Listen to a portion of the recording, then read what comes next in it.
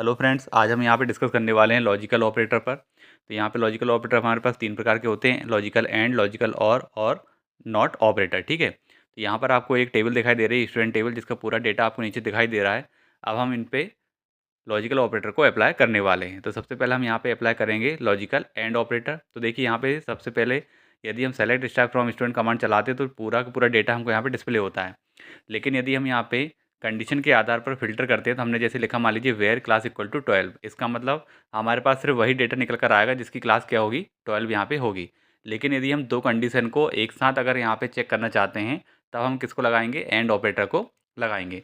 मान लीजिए हम यहाँ पे वेट को भी चेक करना चाहते हैं कि हम उस स्टूडेंट को यहाँ पे सर्च करना चाहते हैं या फाइंड करना चाहते हैं जिसका वेट क्या है, ग्रेटर देन इक्वल टू 68 है। मीन 68 भी हो सकता है और उससे ज़्यादा भी हो सकता है। अभी हम यहाँ पे दो कंडीशन को एक साथ चेक करना चाहते हैं, दोनों का ही ट्रू होना जरूरी है।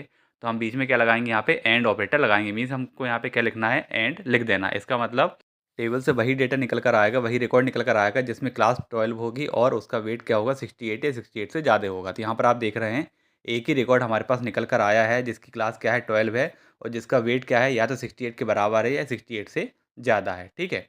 अब यहाँ पे फिर से हम हमारा ओरिजिनल डेटा देखते हैं। तो देखिए हमारे पास ओरिजिनल डेटा है।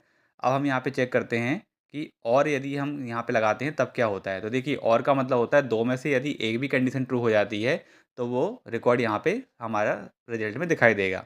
यहाँ पे और का मीनिंग क्या हो गया कि क्लास या तो 12 हो सकती है या फिर उसका वेट क्या हो सकता है, 68 या 68 से ज़्यादा हो सकता है। तो यहाँ पर अगर आप इस तरह के रिकॉर्ड अगर देखते हैं, काउंट करते हैं, तो यहाँ पे 4 तो हमारे पास ऐसी है जिसमें क्लास 12 है, और उसके अलावा एक रिकॉर्ड ऐसा है जिसमें वेट क्या है, 68 से ज़्यादा है। तो देखिए यहाँ पे क्लास के अंदर आपको 4 रिकॉर्ड दिखाई दे रहे हैं जिसमें 12 है, और 11 क्लास में भी वेट आपका 68 से ज़्यादा हो रहा है, इसलिए वो भी यहाँ पे सर्चिंग में आ गया है। तो और का मतलब क्या होता है कि दोनों में से कोई एक कंडीशन भी अगर ट्रू है तो वो यहाँ पे सर्च हो जाता है। अब इसके बाद देखिए नेक्स्ट क्या है, क्लास हमने 12 यहाँ पे सर्च किया।